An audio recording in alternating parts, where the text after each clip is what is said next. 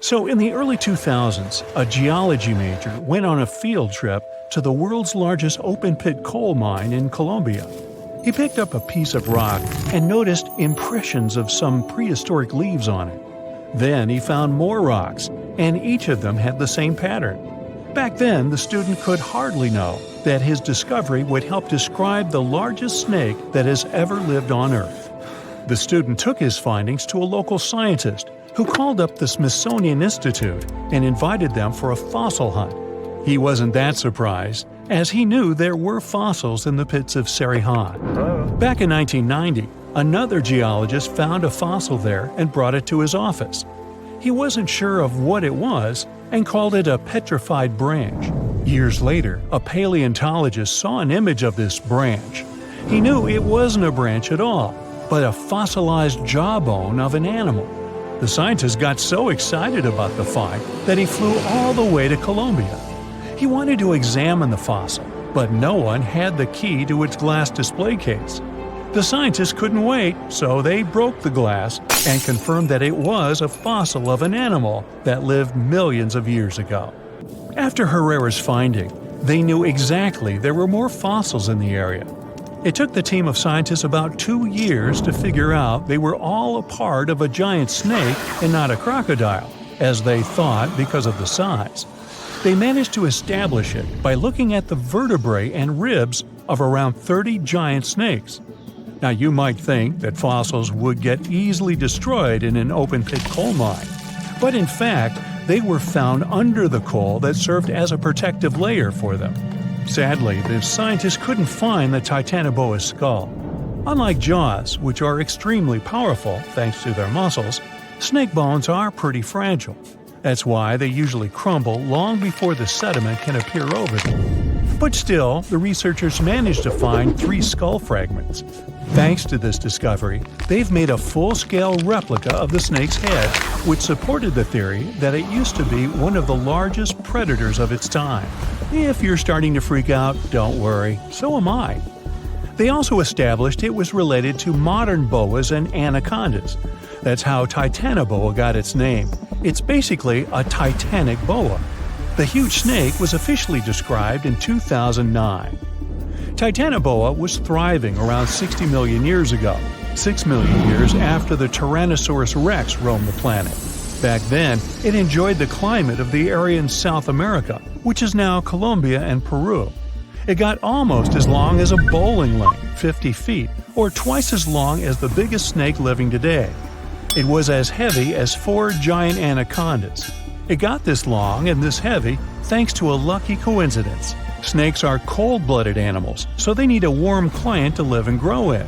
Northeastern Colombia was perfect. It was about 90 degrees Fahrenheit when Titanoboa was alive. Titanoboa wasn't that fast, especially on land, but it most likely spent much time in or near the water.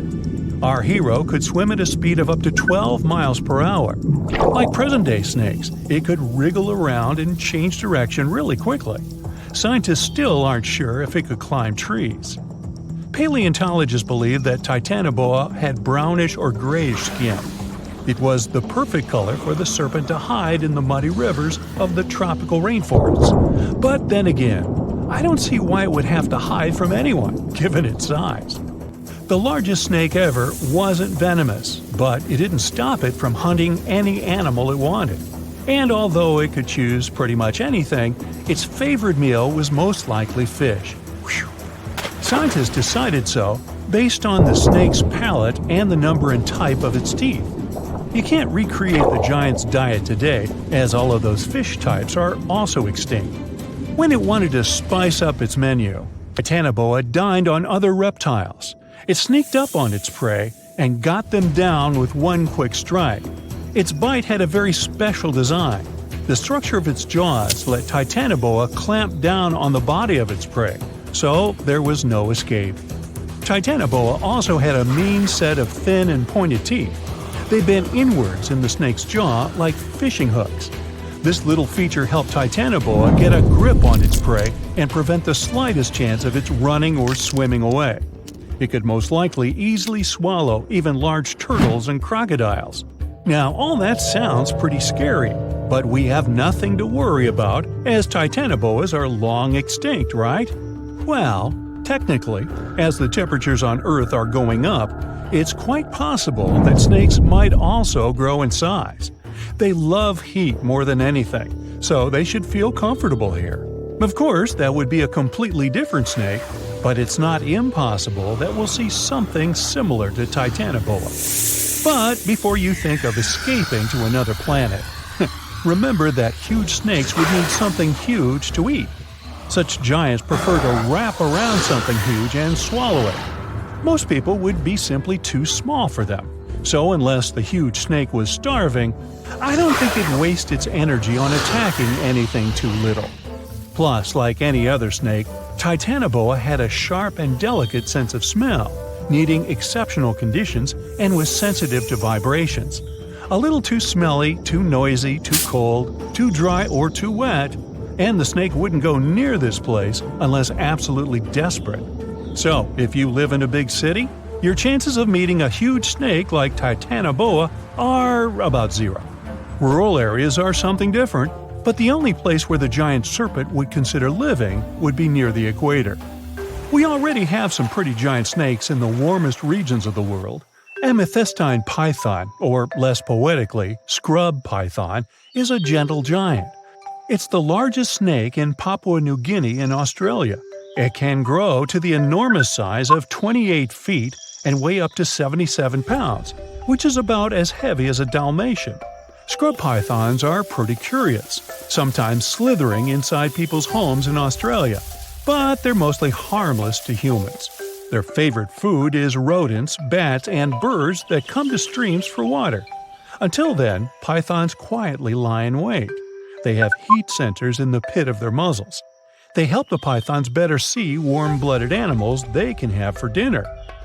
The African rock python is one of only 11 living species of its kind. It's currently the second largest snake on the planet. This huge brown snake reaches lengths up to 20 feet and weighs about half as much as the giant panda. It's very serious about its meals, as it can catch an antelope and eat it whole. Even the cold-blooded crocodiles are afraid of this beast because it can easily eat one of their kind too. In 1958, a zoologist found a 4-foot-long young Nile crocodile inside an African python's stomach. According to the scientist, the python said, "Well, I don't know about you, but I find this whole thing hard to swallow." Actually, that's not true. Pythons can't talk, as far as we know. The reticulated python holds the record as the longest of all the living snakes in the world. The largest of these guys made it into the Guinness World Records in 2011 with a length of 25.2 feet. Its name is Medusa, and it lives in a zoo in Kansas City, Missouri. An adult reticulated python is large enough to swallow a human whole, or a whole human, either way. But these snakes are mostly quite peaceful and prefer to lie down without much movement. Although many pythons have dwarf forms that are much smaller than their full-grown cousins, reticulated pythons also have super dwarf forms. You can keep one of those as an 8-foot-long pet. Yes, it's considered a dwarf form, although it's longer than the average human is tall. You know, somehow I still don't find that comforting. A wanderer, walking through a desert, feels the scorching sun like never before. You can see him from afar thanks to his shining clothes. His long hoodie is covered with foil. It reflects sunlight and protects him from heat. The ground is so hot that shoe soles can melt on it. That's why the wanderer's boots are covered with heat-resistant material. A cloudless sky, barren land, and heat. But the wanderer is not in the desert. He's walking on the ocean's bottom. He doesn't know why this happened, but all the oceans on Earth dried up. It happened almost instantly, and even the greatest minds in the world don't know why. The wanderer knows only one thing. When it happened, his family was on the other side of the ocean. For several months, he's been traveling across this lifeless land, and he won't stop until he finds his family. The landscape around is spectacular. People have finally found out the secrets of the ocean depths. The seabed consists of huge mountain ranges and volcanoes. They fell asleep forever after the water had disappeared. Also, there are huge trenches leading to the unexplored depths of the planet.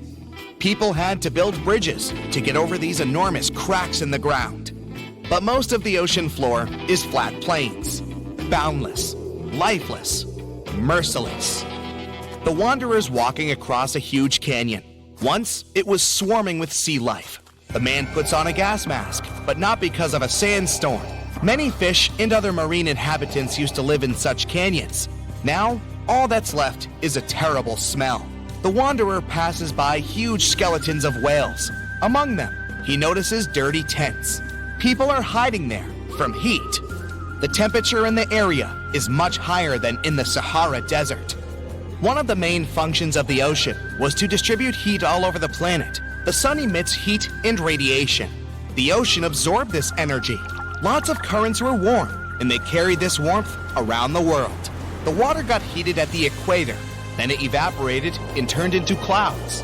When warm air rose, it pulled along colder air from below. This allowed the energy to be evenly distributed. In simple words, the ocean cooled hot places and brought warmth to cold ones. Now there's none of this. Every day the sun burns the equator and dries up the rest of the planet. The wanderer doesn't come close to the tents. He is carrying the most valuable treasure in the world and doesn't want people to notice him. The inhabitants of Earth are just trying to survive, and many have forgotten about such a thing as morality. Fortunately, the wanderer still remembers. The thoughts of the family help him remain a good person. Sometimes it complicates his life. Like now, for example. In the distance, he sees a young girl. She doesn't look well. There's no one around, and the wanderer decides to help her. Out of his backpack, he pulls a thing worth more than all the gold on the planet, a bottle of water. The girl takes a few sips, but instead of thanking the wanderer, she starts screaming. It's a trap. Her accomplices appear from different sides. Looters. They're gonna take everything. The wanderer runs away. He hasn't eaten for several days, and his strength is leaving him. He won't be able to keep going much longer. The marauders are closing in on him. The wanderer throws the bottle aside. His pursuers rush to the water like crazy. They forget about the man and fight one another for the bottle. The chances of the wanderer's survival have greatly decreased. He could make this bottle last at least several days. Plus, he's also lost a lot of fluid because of running. In the beginning, there was no panic because of a lack of water. The ocean dried up, but its waters were salty anyway. People still had seas, lakes, and rivers. But the problem was that the ocean was feeding them. When the ocean water evaporated, it formed clouds. These clouds moved all over the world and enriched lakes and rivers with rain. Now, there are almost no clouds. The sun started heating Earth much more. Lakes and seas dried up alarmingly quickly. At that moment, real chaos began. The sun is going down on the horizon. Sunset is near. It's not so hot anymore. The exhausted wanderer continues walking. In the distance, he notices something that makes him stop, take out a small shovel, and start digging quickly. There's no shelter around, just a flat plain. The wanderer speeds up, otherwise it might be too late. The pit is finally ready. The man jumps down and covers his head with a cloak. A few seconds later, a strong ash storm passes through the entire plain. The smallest particles of ash can penetrate through clothes and get into the lungs. The wind is so strong that it can knock anyone down. When the oceans dried up, the sun began to burn the surface of the planet. This led to massive forest fires.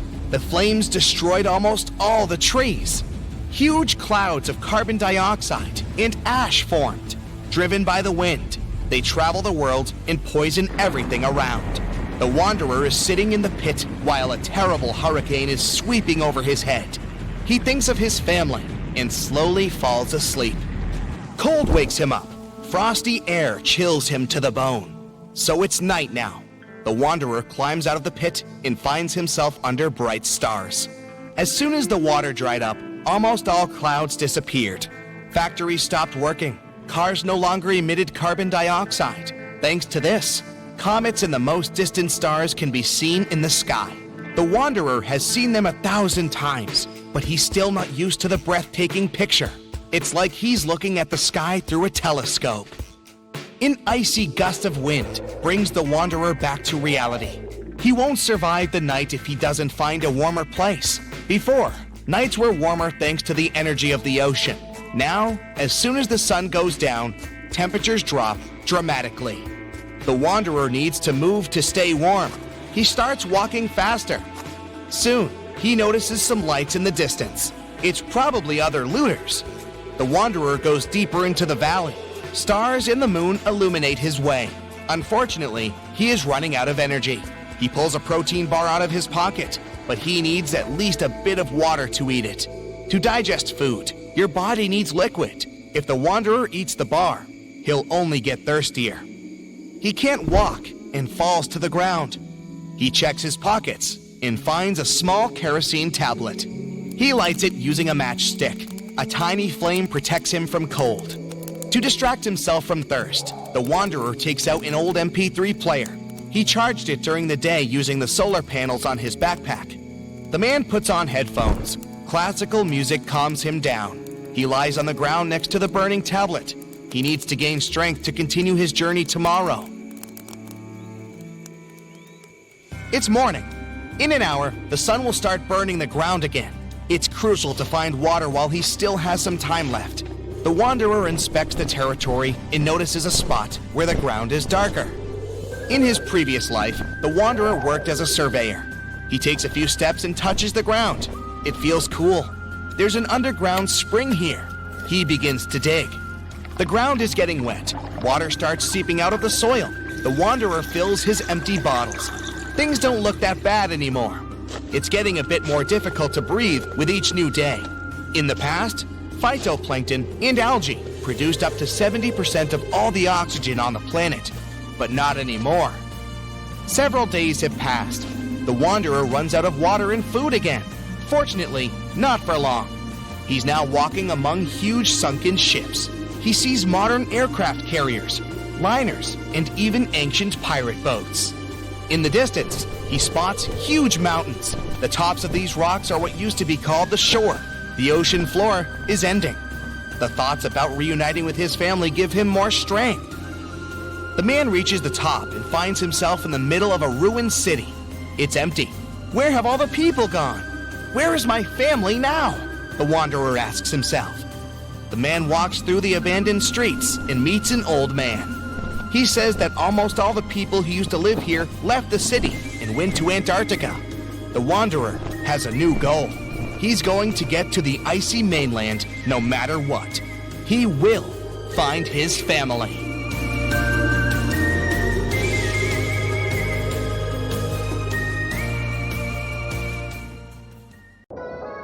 Oceans cover over 70% of the Earth's surface, so it comes as no surprise that about 50% of the U.S. territory is underwater. We've explored only 5% of oceans. 12 people walked on the moon, but there were only 4 manned descents to the Mariana Trench, the deepest location on Earth. Pressure is the crucial challenge of going deep into the ocean. At bigger depths, temperatures are extremely low, visibility is zero, and the pressure is so intense, it's harder to send people to the bottom of the ocean than to send them into space. You can't see it, but the pressure of the air pushing down on your body in deeper parts is so big, it feels like more than 100 adult elephants or 50 jumbo jets are standing on your head. The pressure is 1,000 times bigger than on the land. Meanwhile, in space, when we pass through the Earth's atmosphere, the pressure drops to zero. We're mapping the planets, but it turns out to be easier than mapping the ocean floor. NASA uses radio waves when exploring space, but this method can't be used for the ocean, since the trillions and trillions of gallons of water get in the way. The Pacific Ocean is becoming smaller, while the Atlantic Ocean is expanding. Many, many years ago, the Atlantic Ocean wasn't even there. It was formed when the North and South American continents separated. Now it's growing bigger at a rate of 2 inches per year, while the Pacific Ocean is shrinking a bit. Oceans even have their own sound, called a bloop. Its quite loud, low frequency, and pretty spooky sound was detected by scientists back in 1997. Some years later, though, other studies revealed that the bloop emanated from an iceberg, cracking away from a glacier. There are lakes and rivers in the ocean depths. It's possible because saltwater and hydrogen sulfide make a combination that's much denser than the water surrounding it. which is why lakes and rivers might form and flow right inside the ocean.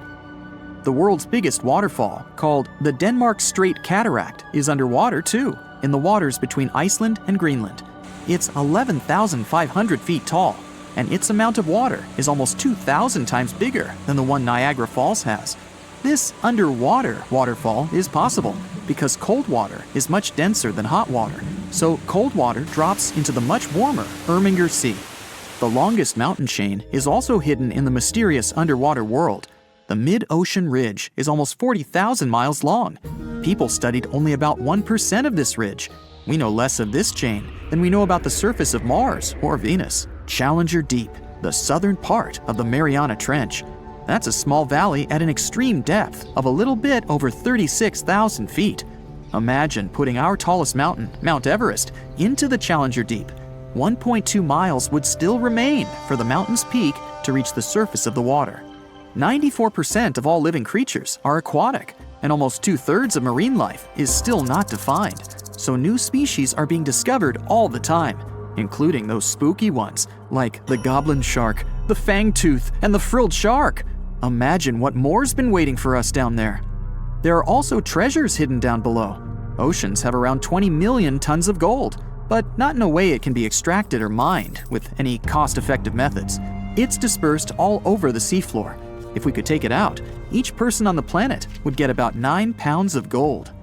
Corals in shallow waters needed to find a way to protect themselves from the sunlight, so they developed some kind of layer that helps them feel good, even when exposed to direct sun rays.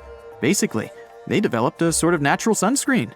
Corals are living creatures. No mouth, eyes, or anything else that could say they're more than a rock, but they are in the category of marine invertebrates. A lot of the oxygen on our planet comes from the ocean. Scientists claim it's about 50 to 80%. The oxygen is produced by marine plants, mostly algae. A tsunami can be up to 100 feet tall, but waves under the surface are even bigger and can reach a height of 800 feet before they collapse. Antarctic fish have proteins inside their bodies that act as some sort of natural antifreeze. These proteins attach to ice crystals and prevent fish from freezing when the water gets too cold. When you place a seashell near your ear, it seems like you hear the sound of waves crashing on some distant beach, like a shell's memories are trapped inside. In reality, the shell amplifies the ambient noise from your current surrounding. There are 1 million volcanoes in the ocean depths, and 80% of eruptions happen underwater. The jellyfish is one of the oldest aquatic creatures, and their ancestors lived 500 to 700 million years ago. That makes them more than twice as old as the first dinosaurs, since they appeared around 240 million years ago. Sharks have also been around for quite a long time, about 400 million years. Fun fact, they don't have bones, but cartilage, the same thing our nose and ears are made of. Their skin is covered in a material that looks more like some sort of teeth than fish scales, dermal denticles. With this, their skin kind of feels like sandpaper, so it helps them be quicker and quieter. The smallest shark, called a dwarf lantern shark, is also one of the tiniest fish in the ocean, since the biggest one ever found was smaller than 8 inches. Lobsters have been around for almost 500 million years. Scientists found fossils of some kind of a huge 7-foot-long lobster, which was one of the biggest animals living at those times. Dolphins are some kind of sleepwalkers, since they sleep with only half of their brain. They close one eye at a time. Sea turtles are quite adaptive animals, and they live on all the continents, except Antarctica. Octopi are incredible marine dwellers. They have blue blood, 3 hearts, and 9 brains. The central one and the other 8 brains are distributed among their 8 arms. They also can regrow an arm in about 100 days.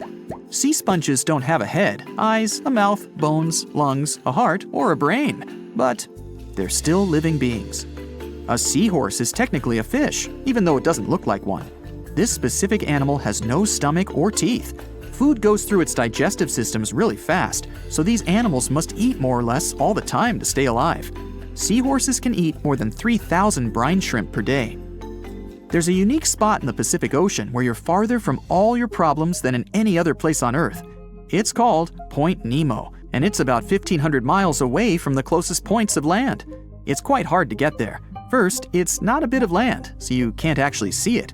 Second, even the person who discovered it back in 1992 never visited it.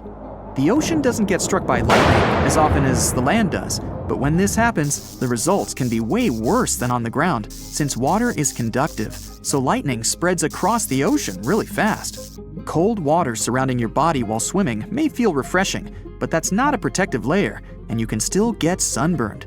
In fact, the water only reflects 10% of UV rays, while the sand reflects an additional 15% of the sun's rays. The temperature in oceans varies. Sometimes you can find water with a temperature of up to 40 degrees Fahrenheit, while there are hydrothermal vents in the seafloor too. They release water that goes up to 750 degrees Fahrenheit. Ouch. There's this thing called the Milky Sea phenomenon, a stunning scene where the water glows with such incredible light that it looks like it's not from our planet. This area is so big, you can see it shining from space, and the mysterious phenomenon usually can be seen in the Indian Ocean. Sometimes, while chilling on a beach, you can see green flashes over the horizon. That happens because the atmosphere bends sunlight when it's passing through, after which it separates the light into different colors. This is in the same way a prism splits the light into what we later see as small rainbows. Black holes have incredibly strong gravitational force pulling objects in. Even light doesn't have a chance to escape it. A similar thing happens with those found in the oceans. Yes, no need to go to space to see one of those. We have them on Earth too. It's just that they don't catch the light, but the water. They are enormous whirlpools, sometimes bigger than whole cities, and they're spinning against the main current, swirling billions of tons of water and everything else on the way. Hey, we all want to get from point A to point B in the quickest, most direct path possible. Agreed? Good. But if you ever wondered why there's no direct flight from your hometown to your destination, there's a reason. When deciding on a new route, airlines have smart analysts who decide what that route will be or if it'll even happen. They got two main questions to answer: how many people want to go there, and how much money are passengers willing to pay? Depending on those two factors, airlines can make new routes and drop existing ones. Distance means fuel, and fuel means money. If they're not selling enough tickets to enough passengers going that route, out it goes. So it's not only us passengers wanting to get from A to B the fastest way possible. The airline wants to make it as efficient as it can be too, because time is money. By the way, it's always bugged me why people don't want to fly from B to A. It's always A to B. Why? B's a nice place, but you wouldn't want to live there? I don't get it. Anyway, back to the script. Whenever you're going on a road trip, you probably plan your route. You pick the best possible roads, you check how many gas stations, stores, and rest stops will be on the way. Even if you don't do that, airlines certainly do, because flying is a lot more expensive than driving. Before a flight starts, the crew makes a flight plan. The plan is uploaded to the aircraft's computer and shows the whole route from one city to another. The plane will have to stick to it most of the time, even though there's actually a whole set of routing possibilities. Because it's good to have a plan B, C, and D when you're moving a large chunk of metal through the sky with hundreds of people on board, airlines have the main route and backups to use in case of weather conditions or other possible issues. So, the people and the airline want the plane to fly the least time possible. As we know, the shortest way from A to B is a straight line. But when you look at the flight map, it's anything but a straight line. It's more of a rainbow shape across the globe. Why is that? Because showing our 3D Earth on a 2D map tricks your eye. Your plane really is flying in a straight line. Proof? If you take a string and connect, say, LA and Tokyo, you'll see it's as straight as lines get. But compare your string to the lines of latitude running across your globe. There it is, that rainbow. If we look at a live flight tracker, we can see thousands of planes flying at the same time in the same route.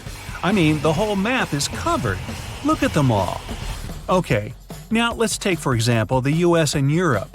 Planes from New York, Boston, Chicago, and plenty of other cities all fly to Germany, Spain, Greece, you name it. They're all in the same air at the same time and landing in Europe by morning. Turns out, the air highway is much busier than anyone thought. Imagine it happening on a highway on the ground. So much traffic every single day. But when you're up there in the sky looking out at the clouds, it feels like your plane is all alone. All these planes use pretty much the same route because it's faster and cheaper. So how is it that thousands of aircraft, all basically on the same road, don't fly into each other? Well, the difference between the road and the sky is that the road is flat. Up there, thousands of feet above the ground, the space is 3D. So air travel takes perfect advantage of that. But you still have to coordinate all that movement, of course. Air traffic is managed by dispatchers who watch for planes and make sure they don't get closer than 3 miles to each other. Something that helps them do that is flight level regulations. All westbound flights stay at even-numbered altitudes. 34,000, 36,000 feet, you get it. All eastbound flights are at odd-numbered altitudes. 35,000 and 37,000 feet. Meaning there's at least 1,000 feet between planes flying towards each other. Doesn't sound like much when we're talking altitudes of tens of thousands of feet, but that's about the height of the Empire State Building. Some parts of the air have extremely high traffic because so many planes fly there every minute. Whenever an aircraft enters one of these super busy zones, it must follow a very specific route. But even in not-so-crowded zones, there are still thousands of planes. To share the sky safely, each must follow their own route that even has a specific name. And they have plenty of help staying on the right path.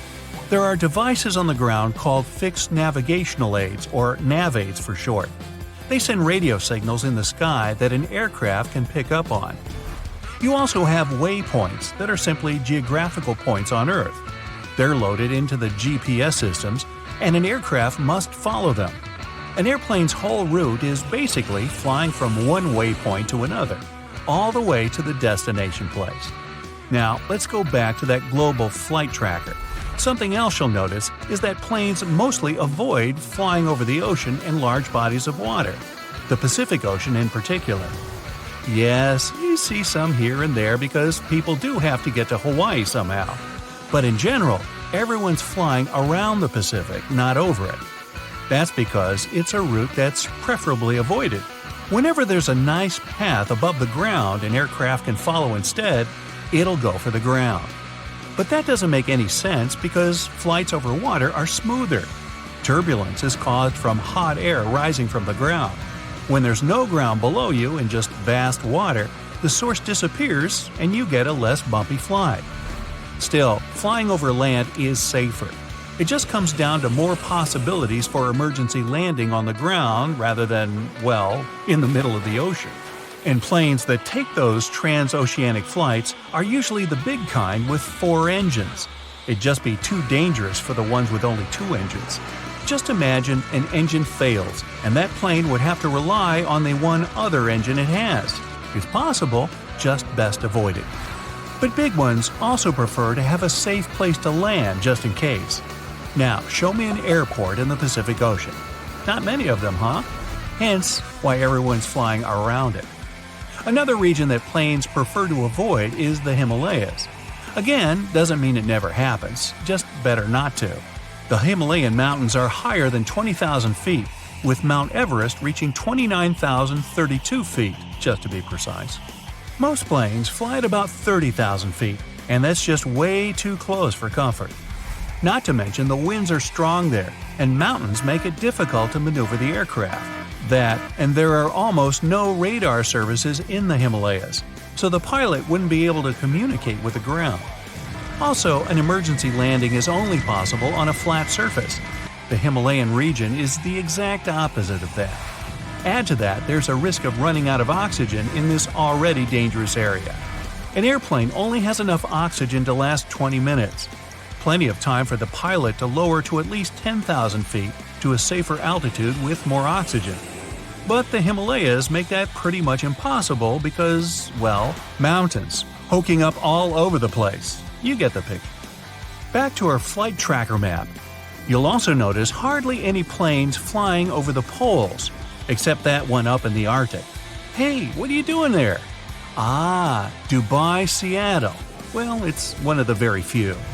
This route likely got a special approval, navigation system, and a unique set of preparations. The problem here is that the poles interfere with the navigation, Compasses there go berserk and are of no use. The Earth's North Pole has a very strong magnetic field that's constantly changing. The magnetic field moves, making true north different from what pilots see on their devices. If they're just a few degrees off course, it could end up costing them dearly over long distances. That's why very few planes actually fly over the Arctic. And forget about Antarctica, nobody's flying over it. Not that you're not allowed, it's just that almost 70% of Earth's land is in the Northern Hemisphere, and nearly 90% of the world population lives up there. Hey, the more you know. Wow, this port is so buzzing. Thousands of people come here every day to work, cargoes come and go, fishers are weighing their catches for the day, and even posh cruise ships pop in here to show this idyllic place to all the people on vacay.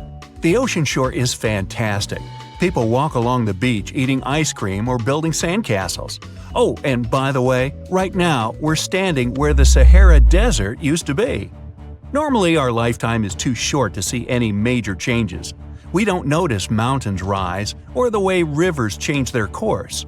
Entire valleys may be sinking, but it usually takes too long for them to sink entirely.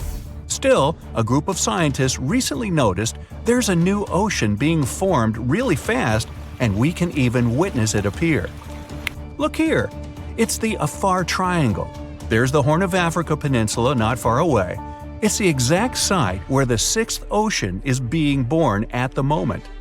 Wherever you are, you're basically standing or sitting on a tectonic plate. You're just sitting on a couch watching this video? Cool! Your couch is standing on the floor, your floor makes part of your house is standing on the ground, and if you take a deeper look, it all stands on one of 15 principal tectonic plates. Together, these chunks are referred to as lithosphere. It's like a nice apple pie. The crust is the lithosphere, and the fragile apple filling is everything that's on the planet's surface. If the crust cracks, the filling leaks out. And this is what any earthquake is like. A tectonic plate, aka the crust, moves. The filling, also known as houses and people, is disturbed. Africa is made up of two plates, the Nubian and the Somali ones. Yeah, that's a large pie. And it seems like these two plates are constantly separating. It leads to an oceanic spreading ridge. It looks like the African continent is literally unzipping a part of it at this moment. A 345 square mile chunk of the Sahara Desert just split, so the magma rose.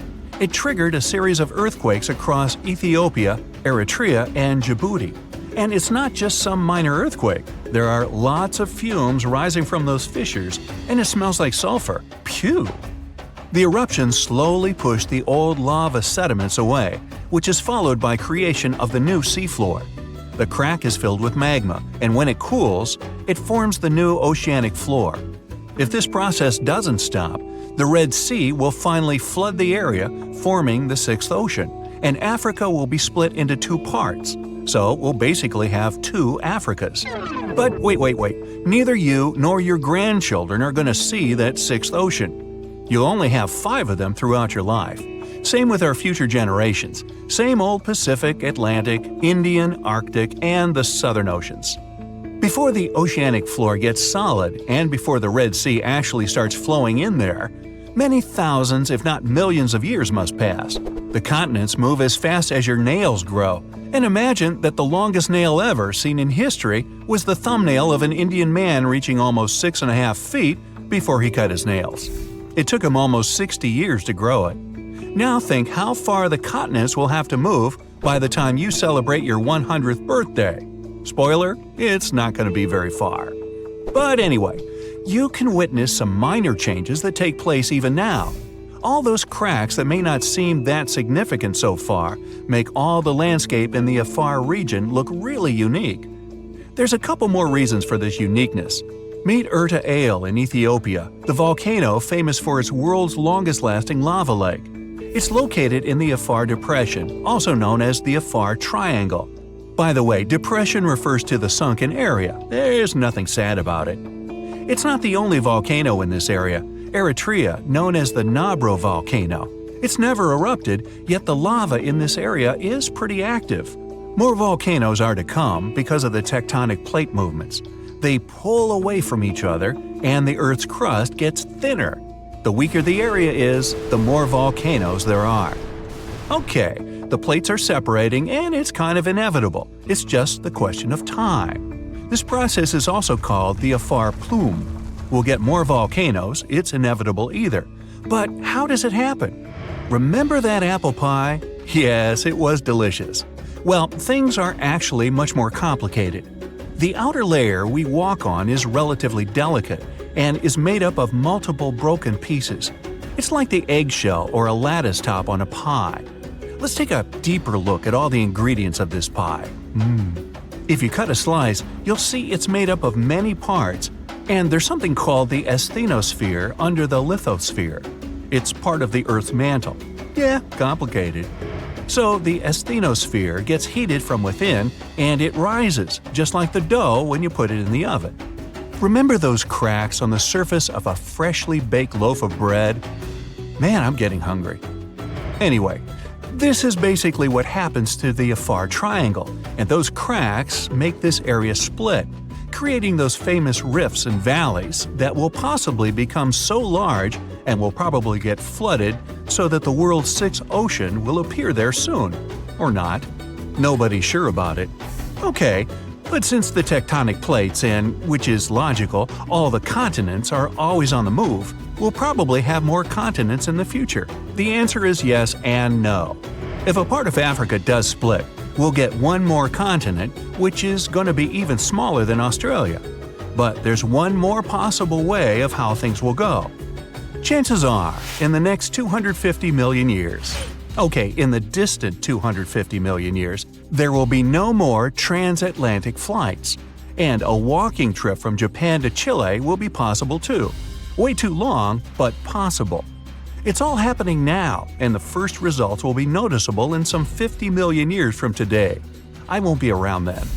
Australia will move towards Southeast Asia, and it's going to fit in just perfectly. And Africa will be pushed to southern Europe. Still, these transformations will take a really long time. People and continents have something in common. Remember that continents move as fast as our hair and nails grow, just about 1.2 inches a month. Some of them move even 5 times faster though, but even this speed is too slow for 4,500 miles distance between Africa and Europe. One theory tells us the things we've already seen before. Well, you didn't see that with your own eyes, neither did any of your ancestors who came to America across the Atlantic hundreds of years ago. The fact is, all the continents were once one landmass known as the Pangaea supercontinent. Even though it formed over 300 million years ago and split about 180 million years ago, give or take, it might come back together. So kangaroos can easily migrate from Australia to the UK if they feel like it, but the latter might be accidentally crashed while all the continents merge together. The Americas would collide, Antarctica would drift to them, and it all will merge with the already collided Africa-Eurasia. In this scenario, one large ocean and one large continent will appear, namely Novo Pangaea. Another possible scenario claims the continents might merge into the uniform landmass or form a circle with a large sea inside and the super Pacific Ocean outside. This continent is referred to as Pangaea Ultima. The third theory might be already coming to life.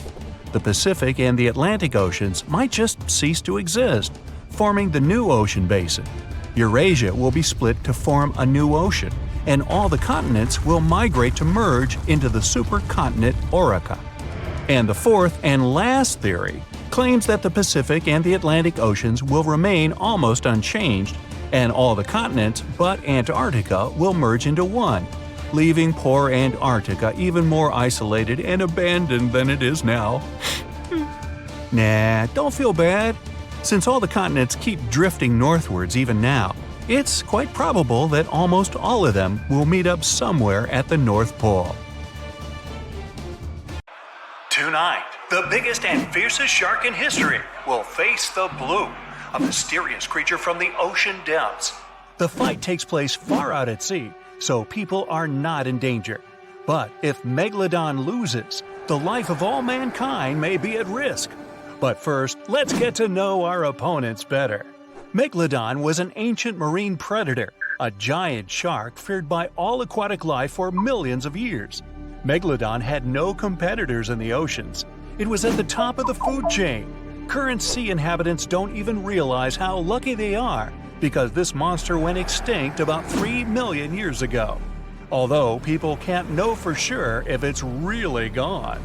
The ocean is only 5% explored. It's possible that somewhere in the depths, Megalodon still terrifies all the fish. And today, the colossal shark will fight against a worthy opponent, the bloop. Technically, that's just the name of the sound that oceanographers recorded in 1997. The creature that made it could be called a sea monster, a kraken, a beast from the deep. No one knows how it looks, but we can guess its size. This ultra-low frequency bloop was so powerful that it could be heard by special sensors 3,000 miles away. If you were in New York, you could listen to the sound from Los Angeles. But the sound was deep underwater, where the audibility is actually much worse. A creature that can make such a sound could be dozens of times bigger than a blue whale, the largest animal living in the world. Interestingly, the source of the sound is located near the most remote place on Earth, Point Nemo. It's located more than 1,000 miles off the coast of the 3 nearest islands. This place is one of the most poorly studied on our planet. Point Nemo is used by many companies as a space garbage dump because of the long distance from land. Every year, satellites fall there. But the worst thing is that the coordinates of the fictional ancient city of R'lyeh are near Point Nemo. That city was described in the books of author H.P. Lovecraft. Among the ruins of R'lyeh, the monster Cthulhu lives. Yeah, it sounds nothing like it looks. Hey, neither do I. Hey Cthulhu, buy a vowel, will ya? Man, it's like a cat walked across the keyboard and there's your name. This is an entirely fictional creature, but many people think it could be the source of the bloop. The chances of the Megalodon winning are small because Cthulhu is a demigod. It has arms and legs, wings, and a head resembling a colossal octopus or clam with dozens of long tentacles. It's impossible to determine Cthulhu's size, but if you believe the records of writers and drawings, its size can reach up to 300 feet in height. The Megalodon is 5 times smaller at about 60 feet, or slightly less than one subway car. Ooh, a nice lunch for a monster shark. The shark weighs about 100 tons, like 2 tanks. The weight of Cthulhu is also unknown, but we can say with confidence that it can easily lift 2 tanks with its hands. But Cthulhu can change its size and shape at will. It can be anybody from the size of a human to the extent of a continent. Also, Cthulhu can spawn any number of limbs. But let's not stray too far into fantasy. Otherwise, Megalodon won't stand a chance to win. Let's say Cthulhu has a constant size. So, in size, Megalodon loses to its opponent. Cthulhu is an ancient wise being that is more than 1 million years old. It has secret knowledge and telepathy. Megalodon is primarily an animal that simply follows its instincts. One of the main advantages of any match is intelligence, so Cthulhu wins against the giant shark again. Lovecraft described Cthulhu sleeping for many millennia and waiting to awaken to start an apocalypse. Therefore, all people in the world are interested in a Megalodon victory. To support the shark, people send their ships to help. It's a bit unfair, but even now, Cthulhu wins. The monster can control people telepathically. It gives an order to every sailor's brain, and all the ships sail away from the battlefield. Oh, by the way, do you know what sea monsters prefer for lunch? Fish and ships! An oldie but a goodie. Meanwhile, as Cthulhu is distracted by the ships, Megalodon has a chance. There are 2 things in which the shark is superior to a demigod. The first is speed. Megalodon doesn't swim very fast, about 11 miles per hour. Athletes can run faster. But for giant Cthulhu, this is fast. Megalodon can maneuver around the green monster, and thanks to its smooth skin, slip out of the demigod's clutches. Megalodon swims behind Cthulhu and uses its second advantage, jaws. The bite of a Megalodon is considered one of the strongest among all creatures that have ever existed on Earth. Its bite force can reach up to 20 tons, 6 times stronger than a Tyrannosaurus, 60 times more powerful than an African lion's bite, and 600 times more powerful than mine. Megalodon bites its prey armed with 300 teeth. Each one is razor sharp and the size of an adult's palm. Such a jaw becomes an advantage in the fight against the bloop. One megalodon's bite is enough to injure Cthulhu seriously. But of course, this isn't enough to defeat a demigod. Thanks to its speed, the megalodon can inflict many attacks, but sooner or later, Cthulhu will manage to catch the shark.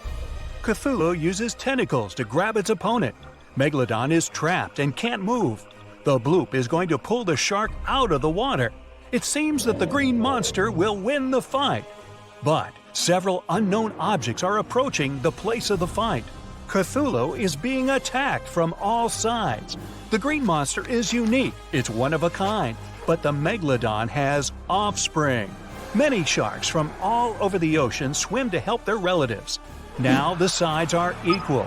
Cthulhu again uses telepathy to summon people to help. Hundreds of ships sail to the fight location.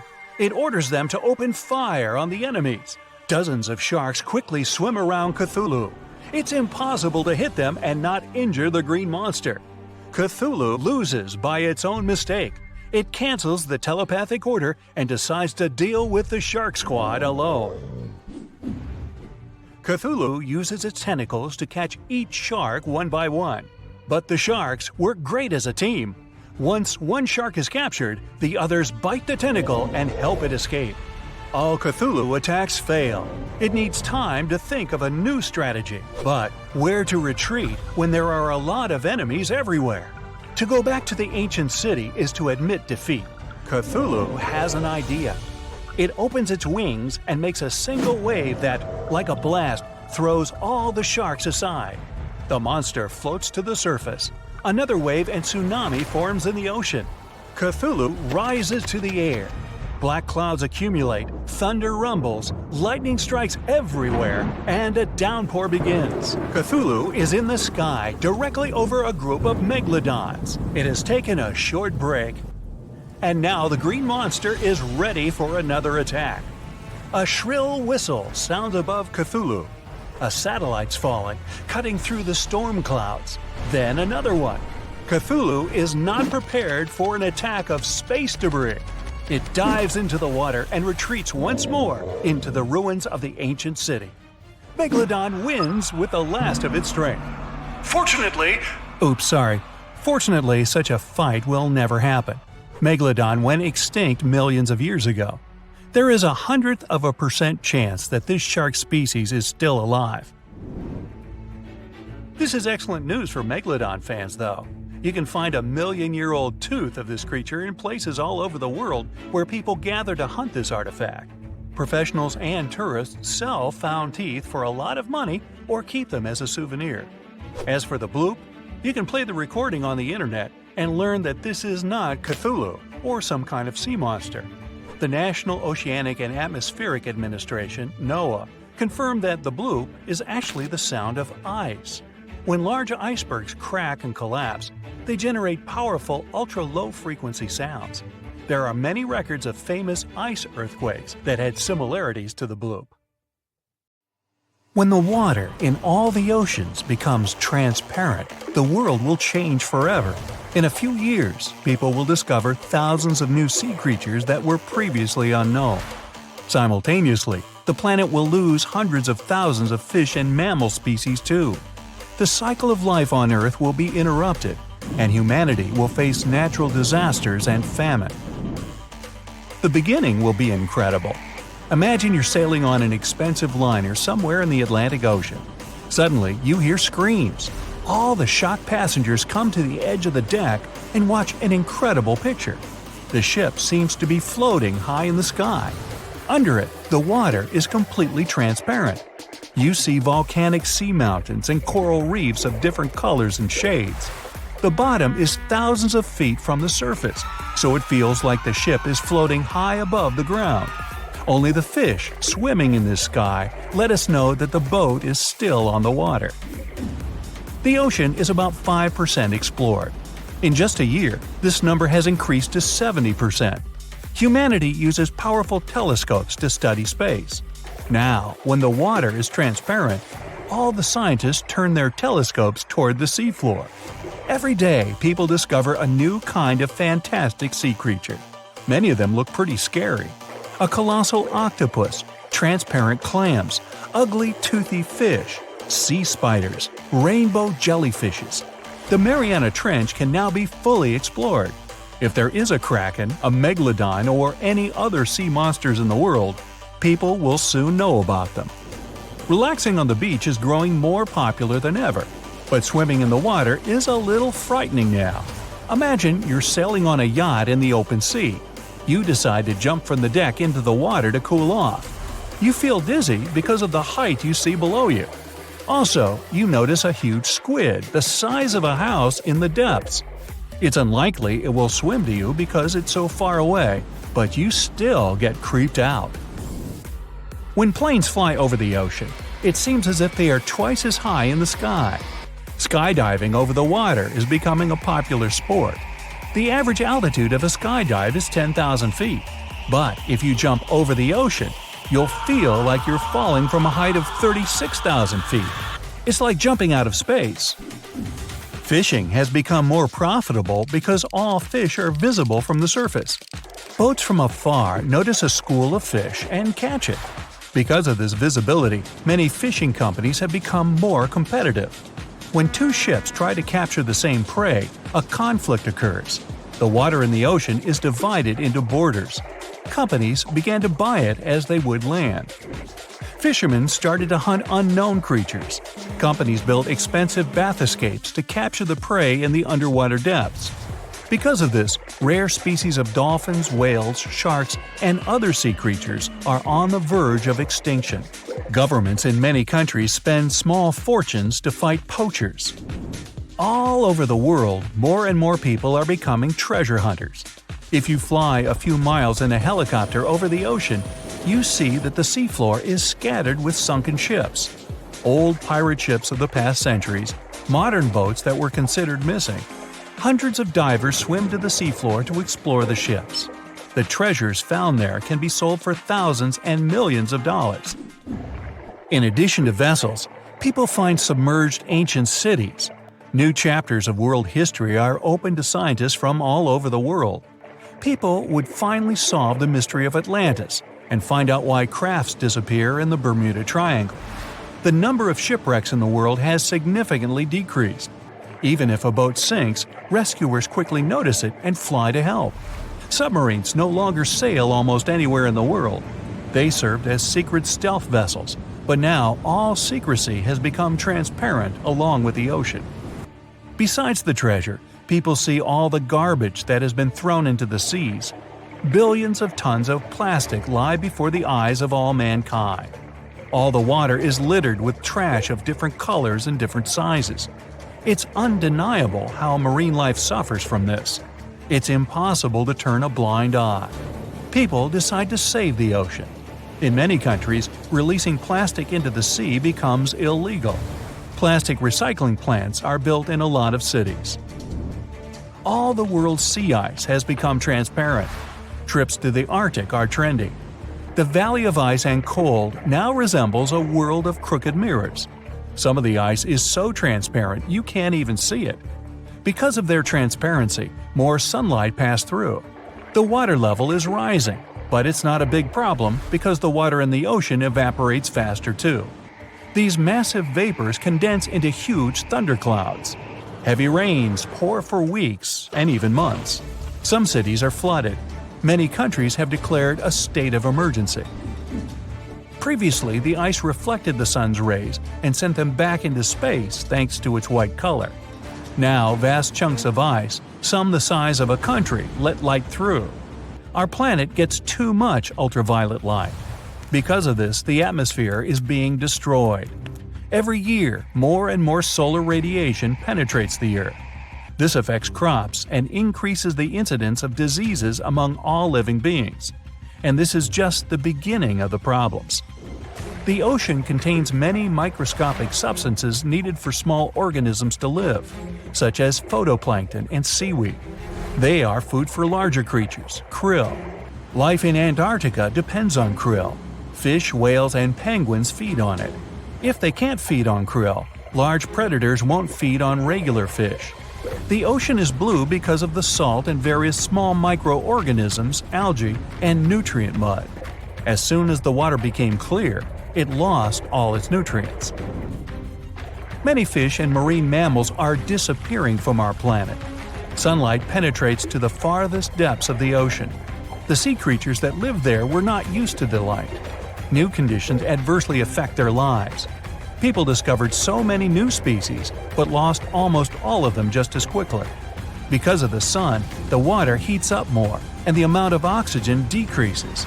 Fish are now not only hungry, but can't breathe. There is a worldwide shortage of fish. Cities that used to live off fishing are growing poorer. Animals, such as gulls, bears, seals, and many others, can't find food and are on the verge of extinction. In restaurants, fish becomes an expensive delicacy. People create artificial lakes and breed fish there, but this is not enough to save the planet. When the ocean was not transparent, the water evaporated and condensed in the sky, along with many nutrients. Rain clouds formed, and the wind drove them around the world. Now, jungles and rainforests feed on lifeless water. This affects the entire animal world. Trees and plants in the rainforest stop growing as they used to. Animals become sick more often, and because of prolonged heavy rains, nature is drowning. The circle of life is broken. Fortunately, this is unlikely to happen. The sea is enriched by the deserts. Every year, 2 billion tons of dust rises into the air. Most of this dust comes from the deserts. Then, 1/4 of this falls to the seas and oceans and becomes food for microorganisms. Therefore, the dust must disappear for the ocean to become transparent. But it's not just dust that's the only source of a nutrient-rich ocean. Tropical rains fall in the forest of the Amazon. This water, which is also filled with nutrients, evaporates and condenses into a cloud and pours into rivers, lakes, and oceans worldwide. This feeds algae. Plankton and krill feed on the algae, and larger fish eat plankton and krill. This circle of life shouldn't be broken, so it's essential to keep the oceans and seas clean.